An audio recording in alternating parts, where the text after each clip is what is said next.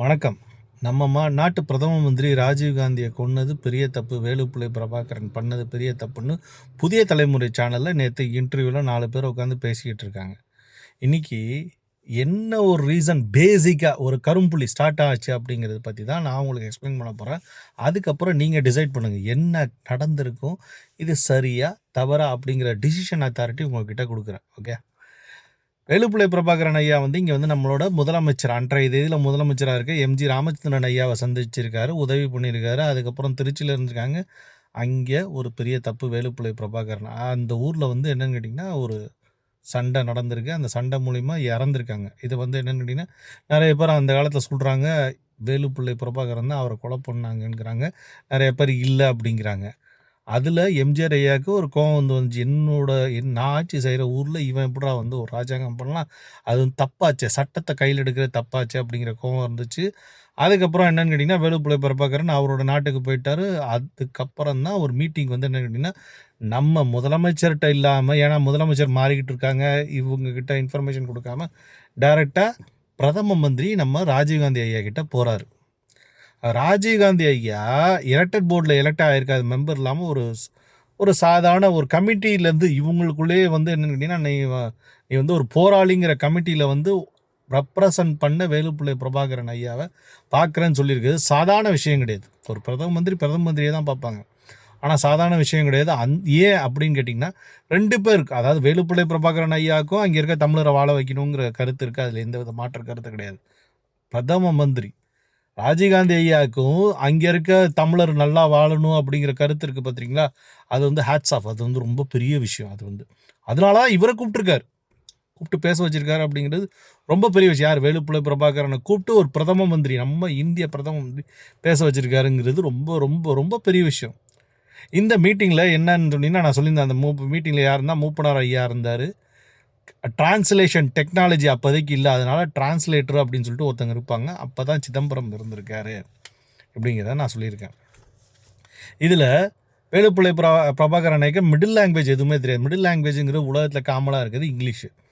தமிழில் தான் எல்லாத்தையும் தமிழில் தான் பேசிக்கிட்டு இருக்கார். அப்போ அந்த தமிழ்லேருந்து அது மாற்று கருத்து பண்ணுறதுக்கு சிதம்பரம் ஐயா தான் மாற்று கருத்து பண்ணிக்கிட்டு இருக்கார். இங்கே டிரான்ஸ்லேஷன் ப்ராப்ளம் நிறையா இதாகிருக்கு. டிரான்ஸ்லேஷன் ப்ராப்ளம் நிறையா மிஸ்கம்யூனிகேஷன் ஆகிருக்கு. அந்த மிஸ்கம்யூனிகேஷனில் என்ன, அவர் ராஜீவ்காந்தி ஐயா தும்கோ ஹிந்தி நெய் பட்னேகா தும் கியா பாத் கரே மே மாலும் நெய் அப்படிங்கிற, உனக்கு ஹிந்தி எப்படிங்கிற பேச தெரில, படிக்க தெரியல, ஹிந்தி எப்படி பேசுகிறது படிக்கிறதுன்னு தெரியல, நீ என்ன பேசுகிறேங்கிறது எனக்கு புரியலை. இல்லை தப்பு இருக்கா? தப்பு இல்லை. இதை தான் நம்ம பிரதம மந்திரி சொல்லியிருக்காரு. அவர் டிரான்ஸ்லேட்டர் எப்படி சொல்லியிருக்காரு, நீ படிக்காதனால நாங்கள் என்ன பண்ணுற மொழிலாம் இது பண்ணாத ஈகோ வளர்த்து விட்டார்.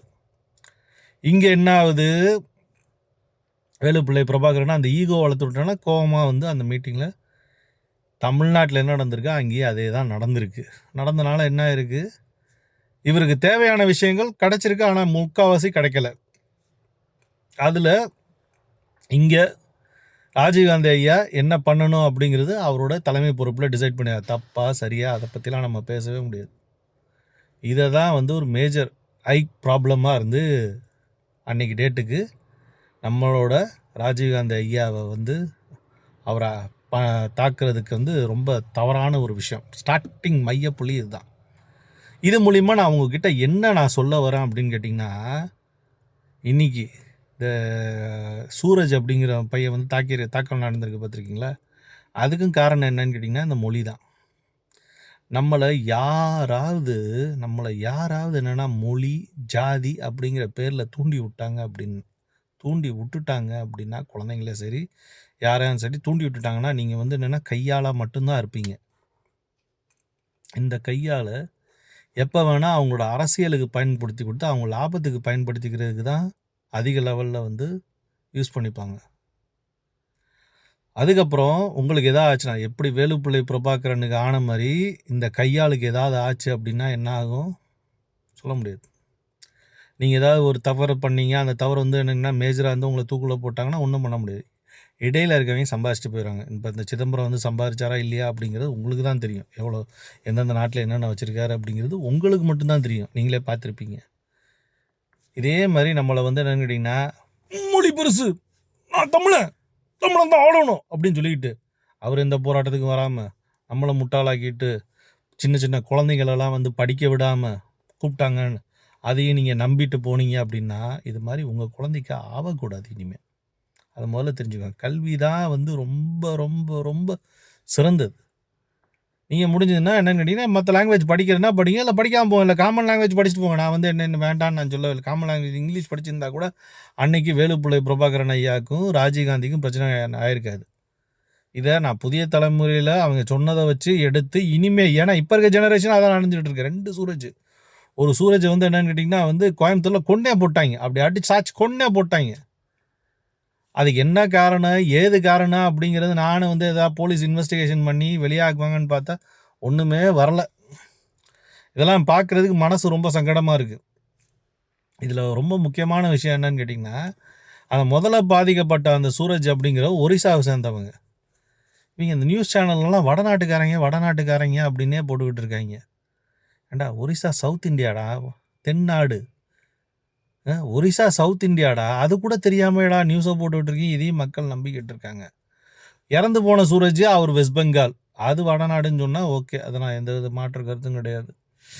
இது கூட மக்களுக்கு தெரியாமல் இப்படி பொய்யை சொல்லி பித்தலாட்டம் பண்ணி மக்களுக்கு ஒரு உண்மையான செய்தியை கூட போடாமல் பண்ணிகிட்டு இருக்கீங்களே, என்ன நடக்குதுன்னு தான் ஒன்றும் புரியல. இதுக்கு ஏற்ற மாதிரி சினிமா பட டைரக்டர்கள், அந்த யார் அந்த இது என்னது மாரி செல்வராஜ், இவங்கெல்லாம் வந்து என்னன்னு கேட்டிங்கன்னா ரஞ்சித்து இவங்களாம் என்ன எதுக்கு டைரக்ஷன் பண்ணுறாங்க, மார்கழி கூட்டங்கிறாங்க, குழந்தைங்கள கூப்பிட்டு போய் என்ன பண்ணுறாங்க அப்படிங்கிறது தெரில. ரொம்ப கஷ்டமாக இருக்குது.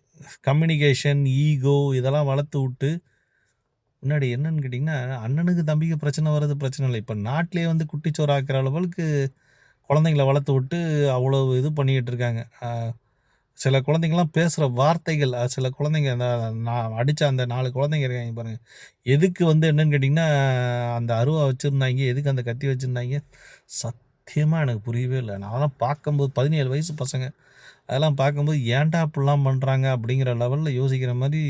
தமிழ்நாட்டை இன்றைக்கி தேதியில் நீங்கள் ஓட்டு போட்டு நீங்கள் கொண்டு போய் நிற்கிற நிலமை வந்து இப்படி இருக்குது.